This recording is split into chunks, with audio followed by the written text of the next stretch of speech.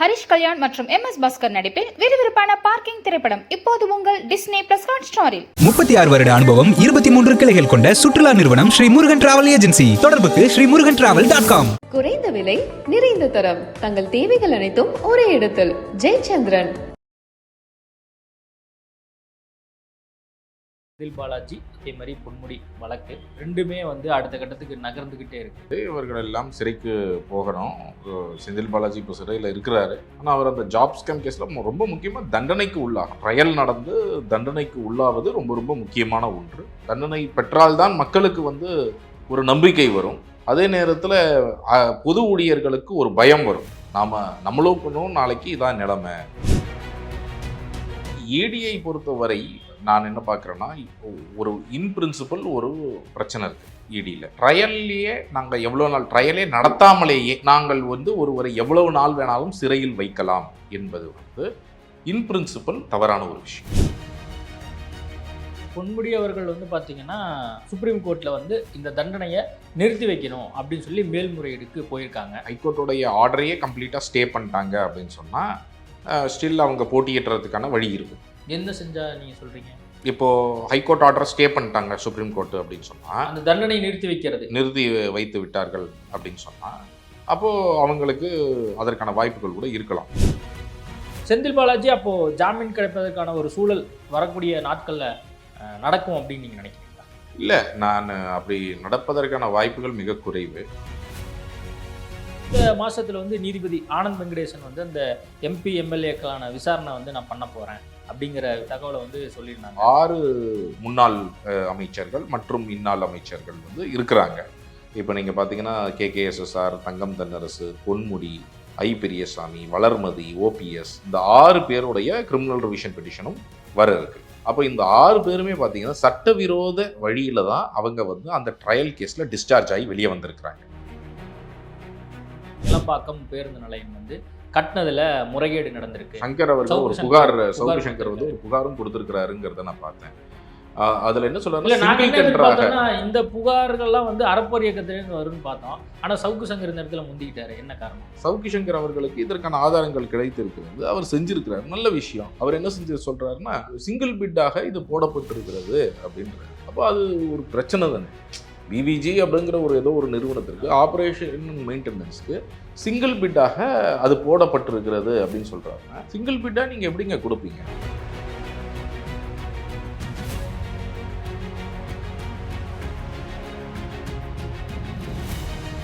IBC Tamil நேயர்களுக்கு வணக்கம். இன்றைய நேர்காணலில் நம்மோடு இணைந்திருப்பவர் அறப்போர் ஜெயராமன் அவர்கள். வணக்கம் சார். வணக்கம். புத்தாண்டு வாழ்த்துக்கள் உங்களுக்கு. இந்த வருஷத்துல முதல் நேர்காணல் உங்களோட IBC தமிழ் சார்பாக. 2024 தேர்தல் காலம் அப்படிங்கிறது நம்ம எல்லாத்துக்குமே தெரியும். தமிழ்நாட்டில் ஒரு அரசியல் பரபரப்பு ஒன்று நடந்துக்கிட்டே இருக்குது. என்ன அப்படிங்கிறது நம்ம எல்லாத்துக்குமே தெரியும். ஒரு புறம் செந்தில் பாலாஜி சிறையில் இருக்கார், இன்னொரு புறம் பொன்முடி சிறைக்கு போவார் அப்படின்னும் பேச்சுக்கள்லாம் எழுந்துட்டுருக்கு.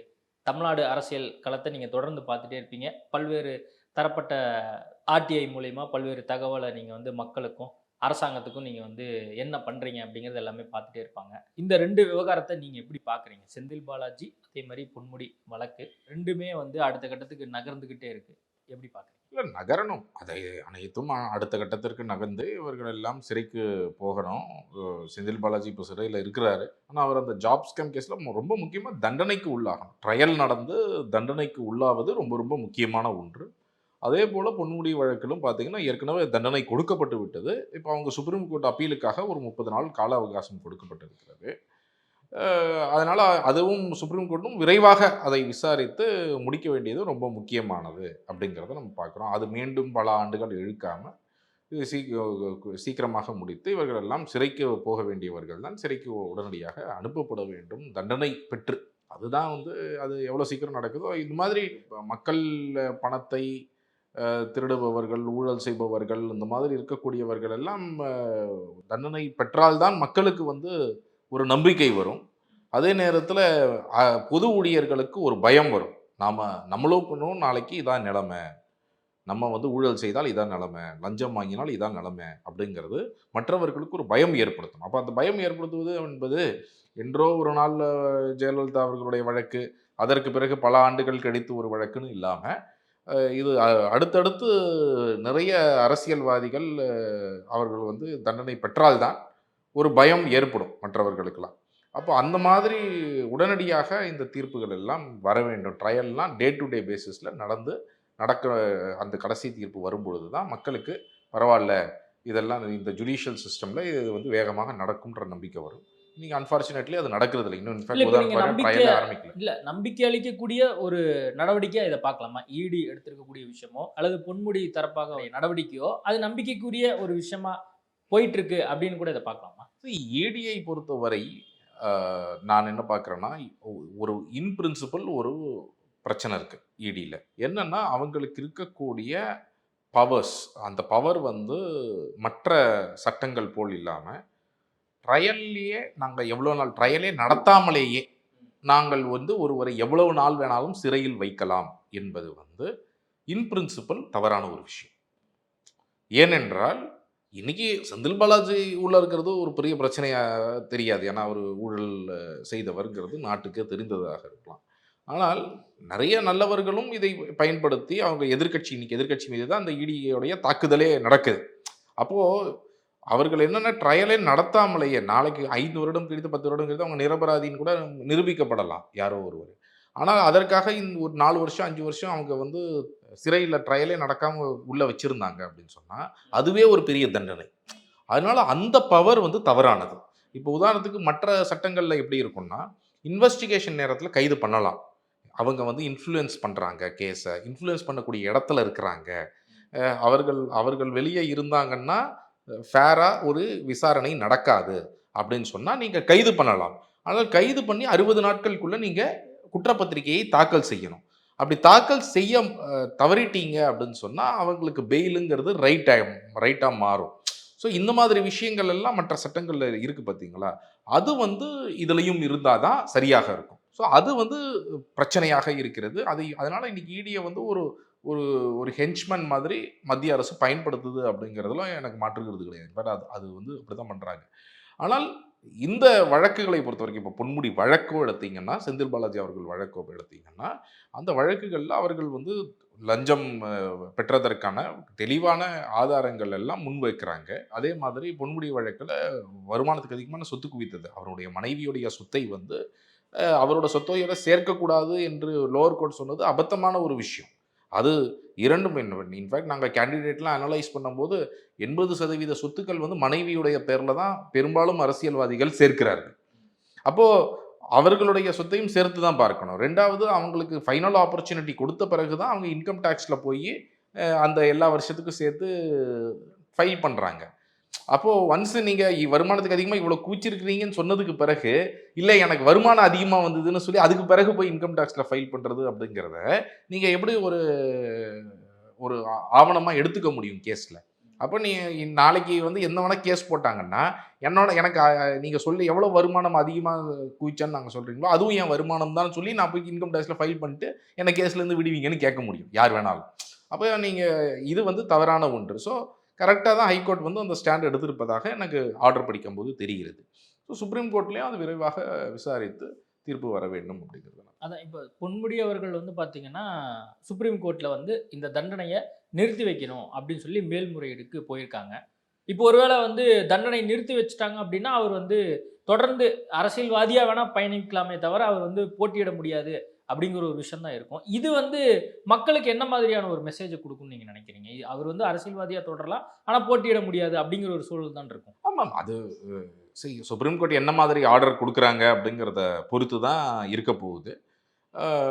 அவங்க வந்து ஹைகோர்ட்டோடைய ஆர்டரையே கம்ப்ளீட்டாக ஸ்டே பண்ணிட்டாங்க அப்படின்னு சொன்னால் ஸ்டில் அவங்க போட்டியிடுறதுக்கான வழி இருக்கும். என்ன செஞ்சா நீங்கள் சொல்கிறீங்க? இப்போது ஹைகோர்ட் ஆர்டரை ஸ்டே பண்ணிட்டாங்க சுப்ரீம் கோர்ட்டு அப்படின்னு சொன்னால், அந்த தண்டனை நிறுத்தி வைத்து விட்டார்கள் அப்படின்னு சொன்னால், அப்போது அவங்களுக்கு அதற்கான வாய்ப்புகள் கூட இருக்கலாம். அந்த தண்டனையே அந்த ஆர்டரையே நாங்கள் ஃபுல்லாக ஸ்டே பண்ணுறோம் அப்படின்னு சொல்லிட்டாங்கன்னா maybe he will be eligible.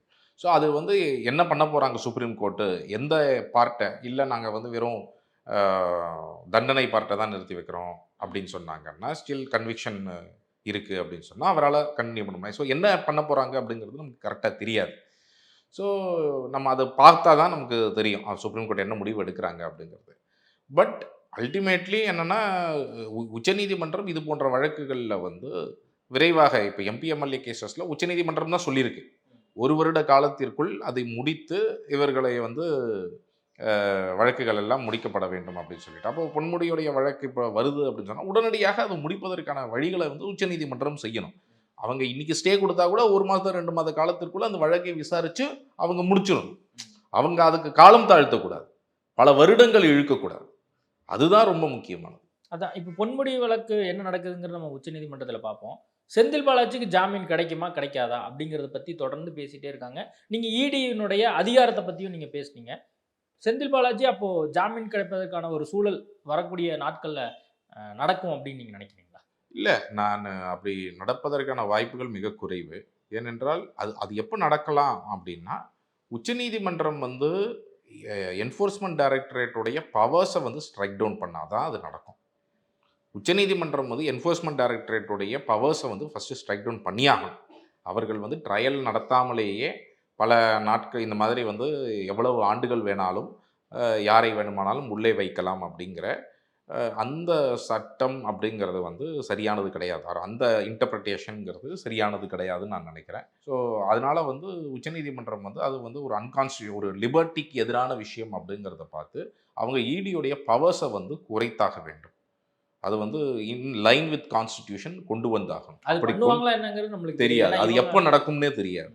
அது எப்போ நடக்குதோ அதற்கு பிறகுதான் இவருக்கு பெயில் வருவதற்கான வாய்ப்பு இருக்கும் நான் நினைக்கிறேன். இந்த மாசத்துல வந்து நீதிபதி ஆனந்த் வெங்கடேசன் வந்து அந்த எம்பி எம்எல்ஏக்களான விசாரணை வந்து நான் பண்ண போறேன் அப்படிங்கிற தகவலை வந்து சொல்லியிருந்தாங்க. இந்த விஷயத்தை எப்படி பார்க்குறீங்க? அடுத்தடுத்து இந்த தேர்தல் வரக்கூடிய நேரங்களில் இந்த மாதிரி இந்த விசாரணையை வந்து சீக்கிரம் முடிக்கணும் அப்படின்னு சொல்லி சுப்ரீம் கோர்ட்டும் சொல்லியிருக்கு, இங்கே இருக்கக்கூடிய நீதிமன்றமும் சொல்லுது. அப்படிங்கும்போது இது வருகின்ற நாடாளுமன்ற தேர்தலுக்கு முன்பாக ஏதோ ஒரு நடவடிக்கை எடுத்தால் அது வந்து அரசியல் கட்சிகள் வந்து இது பழிவாங்கும் நடவடிக்கை, நீதிமன்றம் உண்மையானுமே ஒரு தண்டனை கொடுக்குது அப்படின்னா இது வேணும்னே திட்டமிட்டு இதை சீக்கிரம் முடிக்கணும்னு சொல்லியிருக்காங்க அப்படின்னு சொல்லி இதுக்கு ஒரு கலர் சாயம் பூசுவாங்கல்ல, இதை எப்படி பார்க்குறீங்க? இப்போ வந்து ஒரு ஜுடிஷியரியில் வந்து வழக்குகள் வந்து வேகமாக நடைபெற வேண்டும் அப்படிங்கிறது மக்கள் கேட்குற விஷயம். அது இன்ஃபேக்ட் மக்கள் ஃபைல் பண்ணுற கேஸஸும் சரி, இந்த மாதிரி கரப்ஷன் கேஸஸும் சரி, ரொம்ப முக்கியமாக மக்கள் எதிர்பார்க்கக்கூடியது விரைவான தீர்ப்பு தான், விரைவான விசாரணை, விரைவான தீர்ப்பு தான் செய்ய வேண்டும் அப்படிங்கிறது.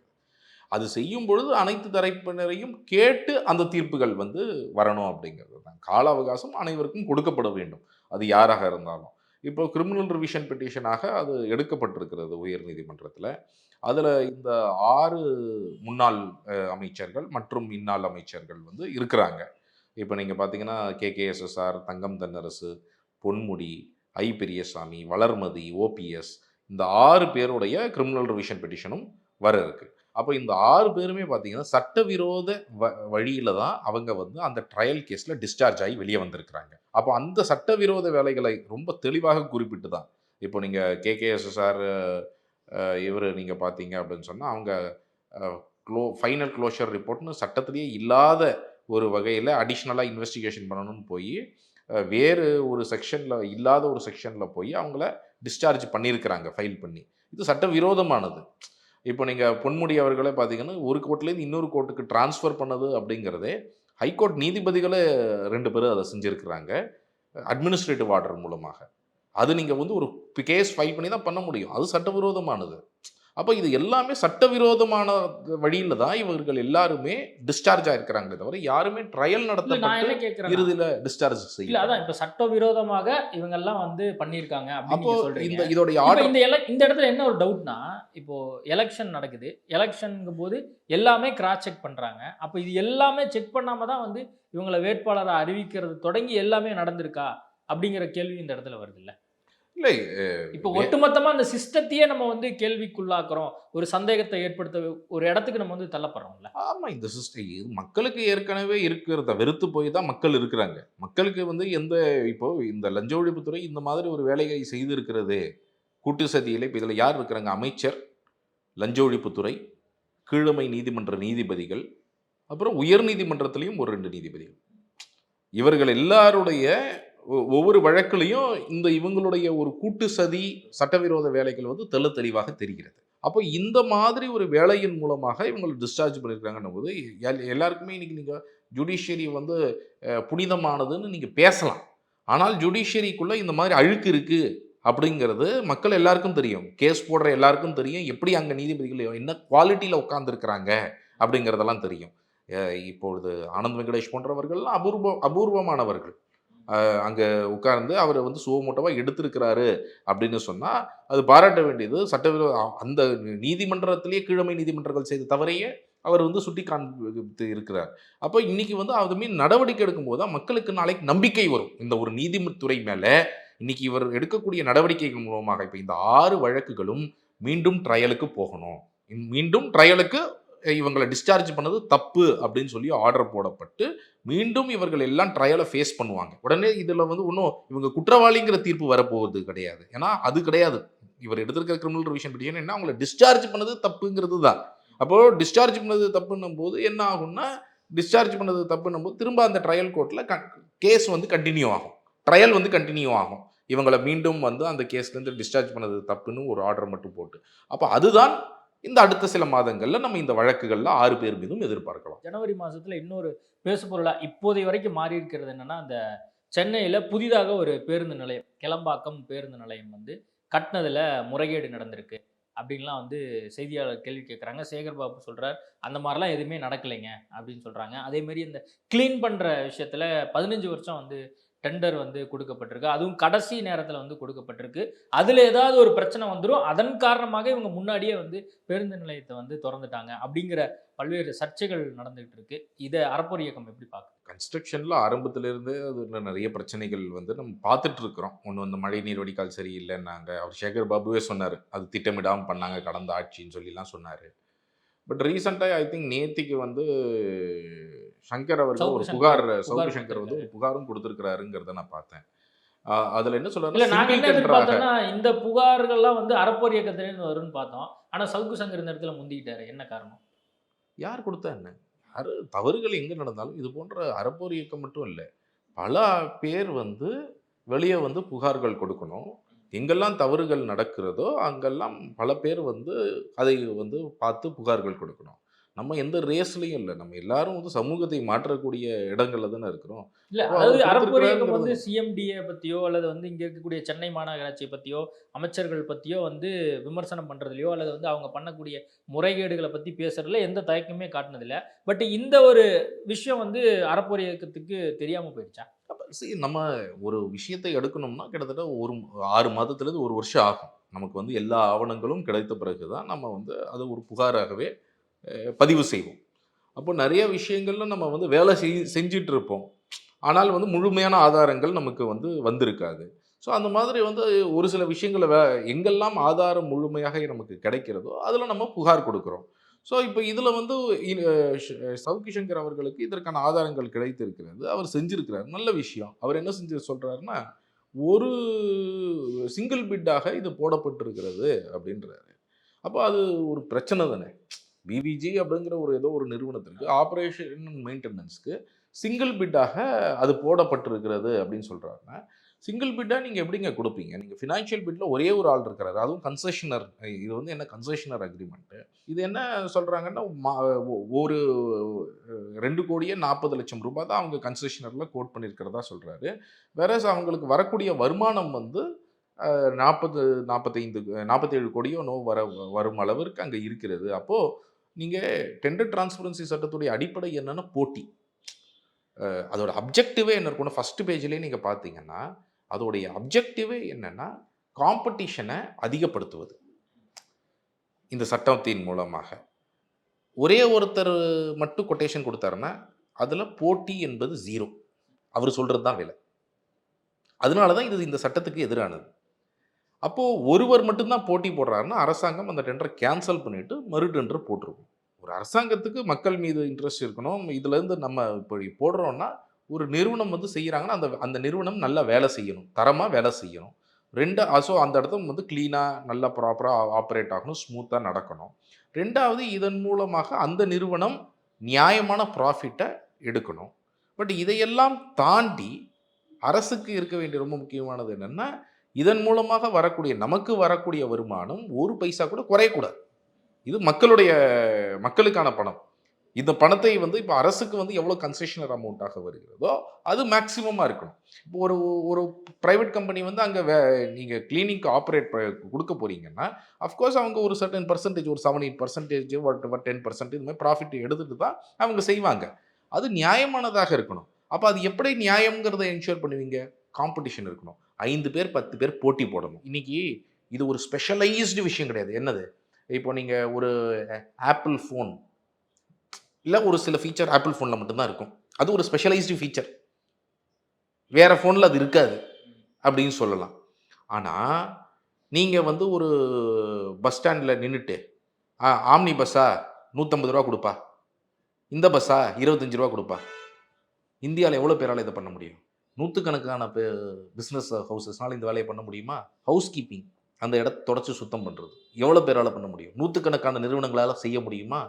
ரெண்ட்டுக்கு விட்டு ரெண்ட் கலெக்ட் பண்ணுறது நூற்றுக்கணக்கான நிறுவனங்களால் பண்ண முடியும். இது ஸ்பெஷலைஸ்டு வேலை கிடையாது.